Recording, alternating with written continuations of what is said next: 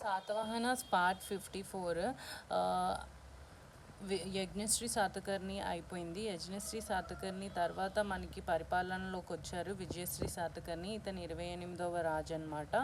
ఈ శాతవాహనాస్ టాపిక్ మనము జోగినాయుడు బుక్ నుంచి అయితే కవర్ చేస్తున్నాము. ఓకే, సో ఈ విజయశ్రీ శాతకర్ణి 28వ రాజు. శ్రీ పర్వతమునకు విజయపురి అనే పేరు ఇతని పేరు ద్వారానే వచ్చిందనమాట. ఇతని పేరు మీదగానే ఈ శ్రీ పర్వతమునకు విజయపురి అనే పేరైతే లభించింది.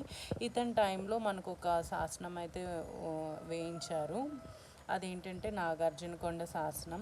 ఈ నాగార్జునకొండ శాసనం ప్రత్యేకత ఏంటంటే మొట్టమొదటిసారిగా ఇందులో డేట్ అన్నది తిథి అన్నది పేర్కొనబడింది. అంతకుముందు శాసనాల్లో తిథి నక్షత్రాలు పేర్కొనలేదు. తిథి మొట్టమొదటిసారిగా ఈ శాసనంలోనే పేర్కొన్నారు.